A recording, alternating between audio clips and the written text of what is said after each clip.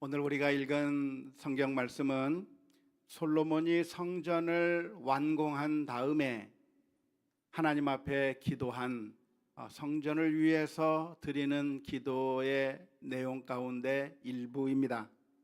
기도의 내용을 요약한다면 어떤 내용이 되겠습니까? 하나님, 우리가 이 성전을 향하여서 기도할 때 하나님께서 들으시옵소서. 이 성전을 향하여 기도하며 엎드리며 기도할 때 하나님께서 들어달라고 하는 그런 기도를 하고 있는 겁니다. 먼저 솔로몬은 이 성전이 부족하다고 하는 사실을 고백했습니다. 이 성전이 어디입니까? 이 성전이 무엇입니까? 하나님을 모실 만한 그런 충분한 공간인가 했을 때 그럴 만한 자격이 되지 않는 성경이라고 고백을 하는 겁니다. 이 성전에 하나님께서 거하실 수 있을까요? 솔로몬이 만든 이 화려한 성전, 어쩌면 그 당시에 제일 화려한 건물이고 그 당시에 제일 웅장한 건물이 이 성전이었을 거라고 생각이 드는데, 그렇기 때문에 하나님께서는 다른 곳이 아니라 바로 이 성전에 머무를 정도로 이 성전은 그야말로 영광스러운 건물이 될 수가 있을까요? 그렇지 않습니다. 하나님의 영광은 너무나도 크기 때문에 이 성전이 아무리 화려하다고 한들, 이 성전이 당시의 최고의 건물이라고 한들 하나님의 영광에 비한다고 한다면 세 발의 피밖에 되지 않을 것이기 때문에 하나님께서 이 성전에 거하시게 해달라고 기도하는 것 자체가 부끄러운 거예요. 우리 집에 귀한 손님을 모시기가 좀 부끄럽지 않아요? 만일 대통령이 우리 집에 온다고 한다면 좀 창피할 것 같지 않아요? 그것처럼 정말 이 영광스러운 하나님이 이 성전 가운데 임하신다고 하는 것은, 그것은 너무나도 부끄러운 일이고 너무나도 자격이 안 되는 것이라고 하는 것을 오늘 솔로몬은 기도하면서 먼저 고백했습니다. 그럼에도 불구하고 솔로몬이 뭐라고 기도하냐면, 하나님, 이 성전이라고 하는 것이 이렇게 보잘것없는 것이지만, 보잘것없다고 하는 얘기는 하나님의 관점에서 보잘것이 없는 것이죠.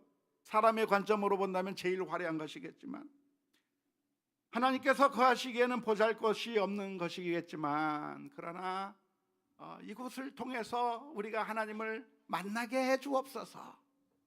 우리가 이 성전을 통해서 하나님을 만날 수 있게 해달라고 하는 기도가 오늘 본문의 말씀의 기도라고 할 수가 있겠습니다. 그러면서 솔로몬은 이렇게 하나님 앞에 기도하는데요, 하나님, 우리가 이 성전을 보면서 이 성전을 향하여 기도할 때 우리의 기도를 들어주시옵소서라고 기도하고 있습니다. 하나님, 우리가 이 성전을 향하여 간구하고 기도할 때, 하나님께 울부짖을 때 하나님께서 들어주옵소서 간구하고 있는데, 이렇게 간구하는 것은 당연하다 하겠습니다. 왜냐하면 우리에게는 아무런 권리가 없기 때문에 그렇습니다. 성전을 만들어 놓기만 하면 하나님이 반드시 와서 우리들에게 은혜를 베풀어 주셔야만 하고, 우리들에게 축복을 베풀어 주셔야만 하고, 우리를 위해서 모든 것을 다 쏟아내 놓으셔야만 하는 그런 당위성이 하나님에게 있는 것일까요? 그렇지 않습니다. 하나님이 우리에게 와서 우리의 기도에 귀를 기울여야만 하고, 하나님께서 우리들에게 은혜를 베풀어 주셔야만 하고 하는 그런 당연한 권리가 우리에게 있느냐고 하면 우리에게 있지 않아요. 우리의 입장은 무엇입니까? 우리의 입장은 하나님의 은총을 기다리는 것, 하나님의 자비하심을 기다리는 것입니다.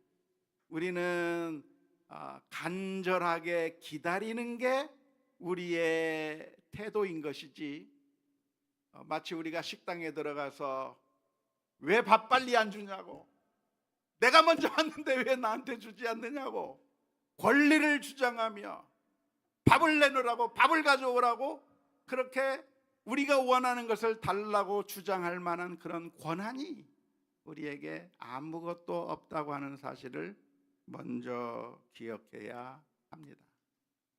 하지만 우리 성도들은, 우리들은 종종 이러한 사실을 잊습니다.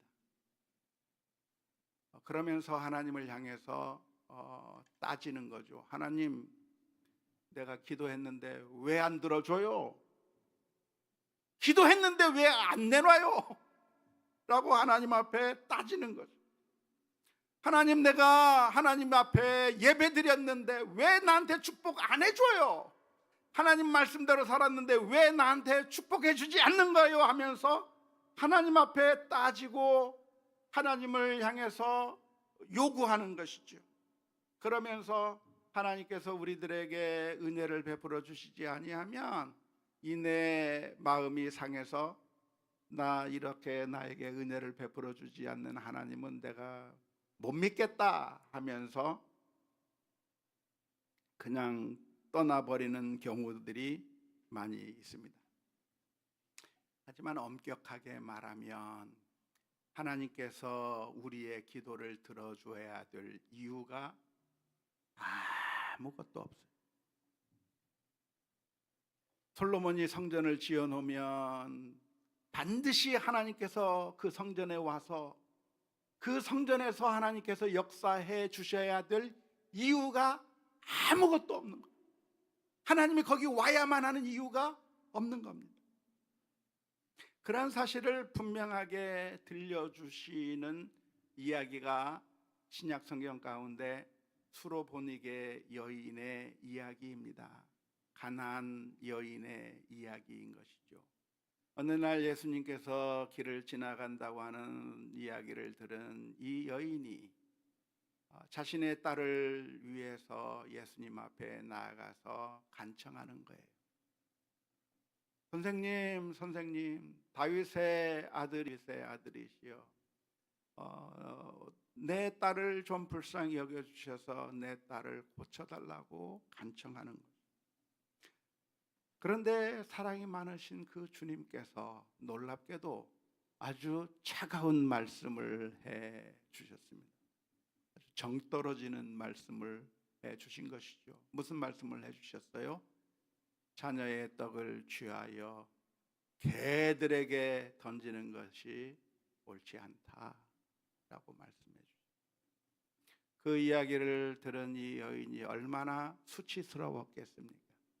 얼마나 모욕을 느꼈겠습니까? 그런데 놀랍게도 이 여인은 그 예수님 앞에서 뭐 이런 사람이 다 있어 하면서 그 자리를 박차고 나간 것이 아니라 더 엎드렸어요. 주님, 맞습니다. 제가 자녀의 떡을 뺏을 자격이 없습니다. 제가 상에서 나오는 그 화려한 음식을 달라고 할 만한 자격이 없습니다. 하지만 개들도, 헬라어로 크나리온, 정확하게 번역하면 개새끼들도, 아무런 가치가 없는 그런 짐승도 주인의 상에서 떨어지는 거라도 먹을 수 있지 않습니까? 그런 은혜를 내게 베풀어 주실 수 없습니까?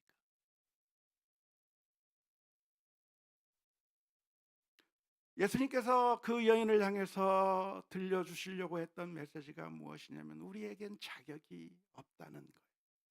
그런데 오늘 정확하게 솔로몬은 그것을 깨달았습니다.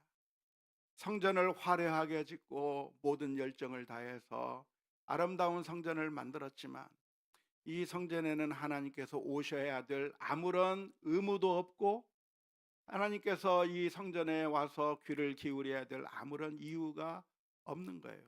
없지만 솔로몬은 하나님 앞에 겸손하게 엎드리는 겁니다. 그런데 하나님 은혜를 베풀어 주옵소서. 이 성전에 오셔서 우리의 기도를 들으시고 우리가 이 성전을 향하여 기도할 때 그 기도에 귀를 기울여 주옵소서라고 간청하고 있는 것이, 요구하고 있는 것이 아니라 간청하고 있는 것입니다. 이 성전을 위해서 기도하고 있지만 이 성전이 어떤 대단한 역할을 할 수 있다고 생각해서 이렇게 기도하는 것은 아닙니다. 우리나라 사람들은 미신적인 사고에 많이 익숙해져 있는 우리들은 종종 이 세상의 어떤 물건이, 이 세상의 어떤 장소가, 어떤 사람이 대단한 능력이나 파워를 가지고 있다고 생각하고 그리고 거기에 열광하는 경우가 많이 있습니다.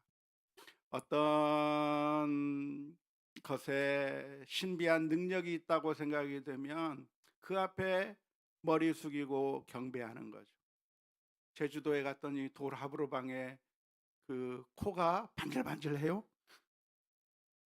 아들을 낳고 싶어서 그랬나요? 저 대구의 팔공산에 가면 시험을 앞두고 수많은 학부모들이 그 앞에서 절을 하고 있어요. 왜? 이곳에서 100일 동안 혹은 1000일 동안 그렇게 매일매일 와서 경배하고 기도한 사람은 그러면 좋은 대학 갔다더라. 떨어진 사람이 99.99%인데 그 사람들의 이야기는 뭐 좋은 얘기가 아니니까 안 들리고 합격했다고 하는 사람의 이야기는 또 증폭되어서 그래서 거기만 가면 문제가 해결될 거라고 생각하면서 거기에 열광하면서 달려가는 경우가 많이 있는데요. 크리스천들 중에서도 그런 식으로 생각하는 경향들이 많이 있습니다. 참되신 하나님 앞에 나아가 하나님의 은혜를 간구하며 엎드리기보다는 이 세상에 눈에 보이는 것들에게 열광하는 경우가 많이 있는 것이죠. 법궤가 광야들을 지나는 동안에 함께 했었고 요단강을 가르고 여리고성을 갈랐다고 하는 이유 때문에 법궤가 무엇인가 대단한 것처럼 생각하고 법궤 앞에 가서 전쟁에서 승리하게 해달라고 간절히 비는 거죠. 에봇이 우리의 문제를 해줄 줄 알고 에봇을 만들어 놓으면 그것을 우상처럼 섬기는 일들이 있었던 것이죠.